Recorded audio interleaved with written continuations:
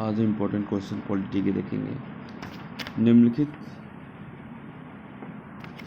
निम्नलिखित में से किस अधिनियम के अंतर्गत भारतीय विधान परिषद को बजट पर बहस करने की शक्ति प्राप्त हुई?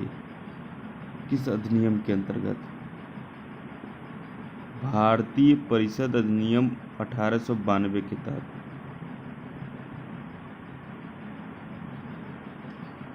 संविधान सभा में सदस्यों का चुनाव कैसे हुआ था? संविधान सभा में सदस्यों का चुनाव कैसे हुआ था? प्रांतीय विधान सभाओं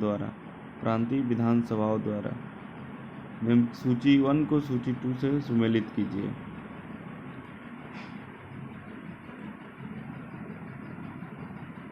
तीसरे का बी,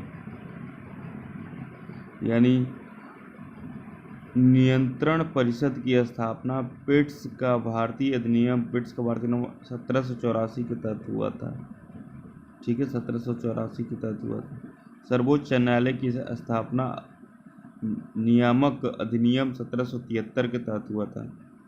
इंग्लिश मिशनरियों को भारत में कार्य करने की अनुमति किस चार्टर एक्ट से मिला था? चार्टर अधिनियम 1813 से। गवर्नर जनरल की परिषद में कानूनी सदस्य की नियुक्ति कब हुई थी? किसके चार्टर एक्ट से? चार्टर अधिनियम 1833 के अधिनियम से हुआ था। नियंत्रण परिषद की स्थापना पिट्स का भारतीय अधिनियम 1784 के तहत हुआ था। सर्वोच्च न्यायालय की स्थापना नियामक अधिनियम 1773।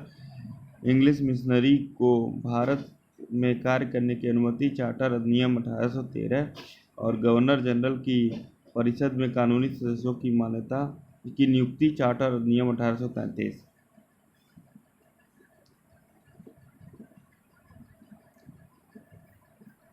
निम्नलिखित में से किस अधिनियम में कलकत्ता में सर्वोच्च न्यायालय की स्थापना का प्राविधान किया गया था? Regulating act 1773। केंद्र में द्वैध शासन किस अधिनियम के अंतर्गत स्थापित किया गया था? भारत सरकार अधिनियम 1935।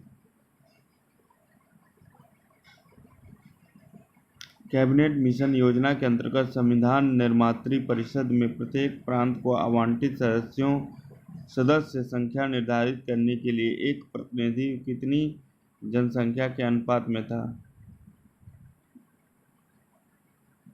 10 लाख व्यक्ति।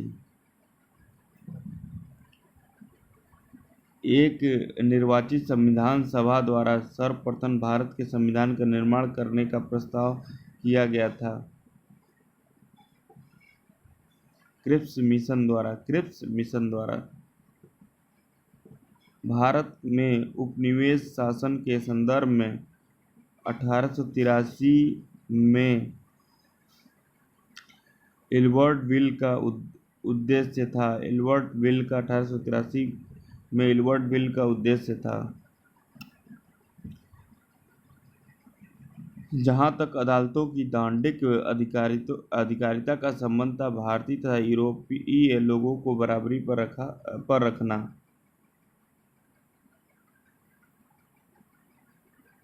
राष्ट्रपति की अध्यादेश निर्गत करने की शक्ति प्रेरित है। भारत सरकार अधिनियम 1935 द्वारा। भारतीय विधान पालिका प्रथम बार द्विसदनी बनाई गई 1919 के भारत सरकार अधिनियम द्वारा। 1919 के भारत सरकार अधिनियम की निम्नलिखित में से कौन सी प्रमुख विशेषताएं हैं?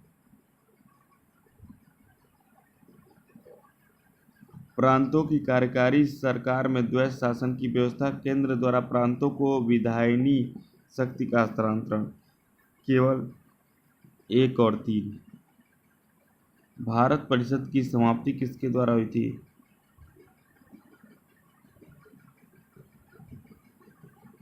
उन्नीस सौ 1935 का अधिनियम द्वारा। भारत के संविधान का प्रारूप तैयार करने वाली संविधान सभा के सदस्यों को विभिन्न प्रांतों की विधानसभाओं द्वारा चुना गया था। किस अधिनियम ने भारतवासियों को अपने देश के प्रशासन में कुछ हिस्सा लेना संभव बनाया? Charter act 1833।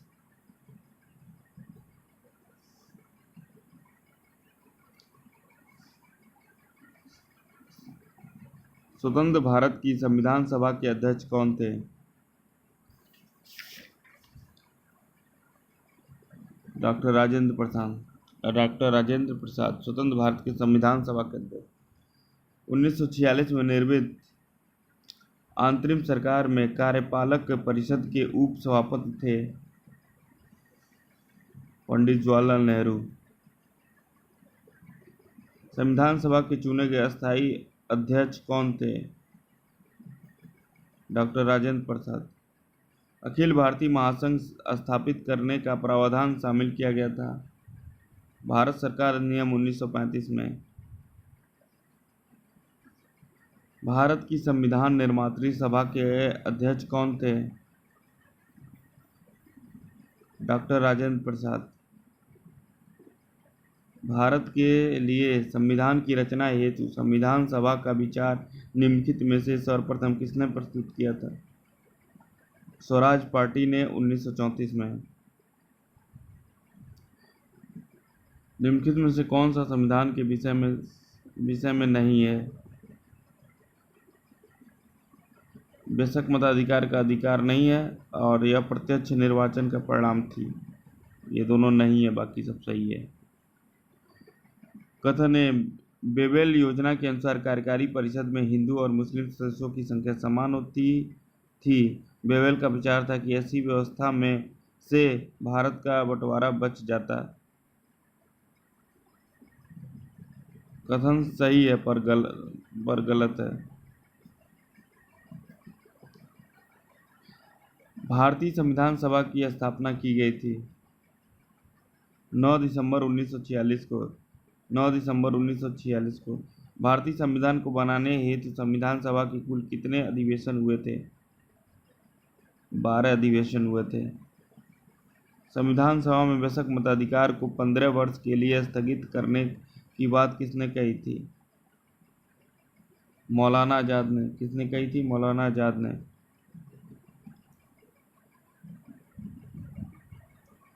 उन्नीस सौ 1935 के अधिनियम द्वारा स्थापित संघ में अवशेष शक्तियां किसको दी गई हैं?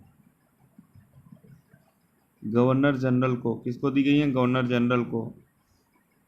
निम्नलिखित में से संविधान सभा की संघ विधान समिति का अध्यक्ष कौन था? जवाहरलाल नेहरू। 1935 के अधिनियम के तहत कराए गए विधानसभा चुनाव में किस राज्य में कांग्रेस को पूर्ण बहुमत नहीं प्राप्त हुआ था? बंगाल में। किस कानून के तहत वायसराय को अपनी कार्यकारिणी के सदस्यों की संख्या में वृद्धि का अधिकार था? 1861। निम्नलिखित में से कौन एक भारत शासन अधिनियम 1935 में स्वीकार किया गया एक महत्वपूर्ण और अस्थायी अवयव नहीं है? देश के लिए लिखित संविधान। भारत का संविधान पूर्ण रूप से तैयार हुआ था 26 नवंबर 1949 को। भारतीय संविधान कब लागू हुआ था? 26 जनवरी 1950 को लागू हुआ था। संविधान सभा के प्रमुख संविधान की प्रस्तावना का प्रस्ताव किसने रखा था? जवाहरलाल नेहरू ने। किसने रखा था? जवाहरलाल नेहरू ने। भारत के संविधान में केंद्र और राज्यों के बीच किया गया शक्तियों का विभाजन इनमें से किसमें उल्लेखित योजना पर आधारित है?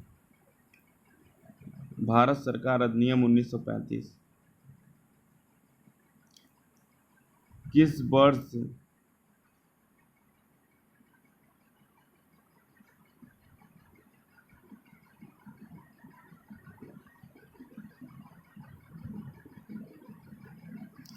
वर्ष संसद ने भारतीय संविधान अपनाया था?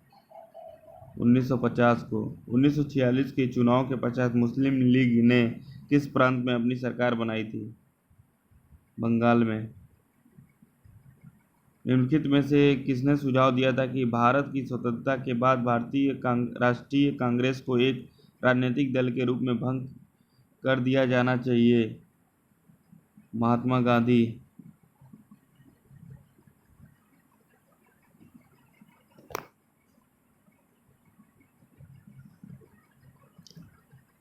निम्नलिखित कथनों पर विचार करें।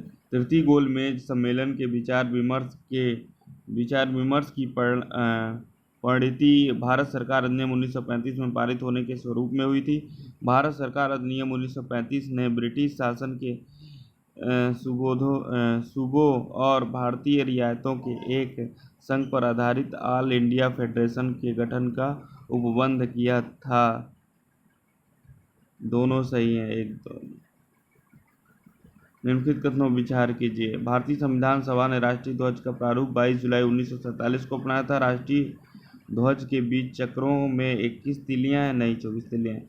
राष्ट्रीय ध्वज की चौड़ाई लंबाई का अनुपात 3:4 है। केवल एक सही है। भारतीय संविधान देश की आवश्यकताओं की पूर्ति करता है। इसको एक गृहीत संविधान कहा जाता है।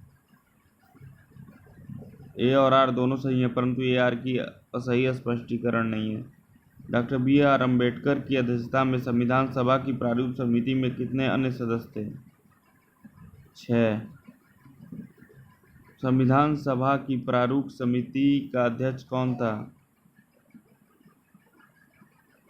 डॉक्टर भीमराव अम्बेडकर। 1937 के चुनाव के पश्चात यूपी में गठित मंत्रिमंडल में किसको वित्त विभाग दिया गया था? रफ़ी अहमद किदवई को। संविधान सभा में डॉक्टर भीमराव अम्बेडकर की अध्यक्षता में प्रारूप समिति का गठन कब किया गया था? 29 अगस्त 1947 को। निम्नलिखित में से किस अधिनियम ने संवैधानिक निरंकुशता के सिद्धांत का अनुमोदन किया है? 1935 का अधिनियम। संविधान सभा की प्रांतीय संविधान समिति का अध्यक्ष कौन था? सरदार पटेल थे। भीमराव अम्बेडकर का जन्म और मृत्यु कब हुई थी?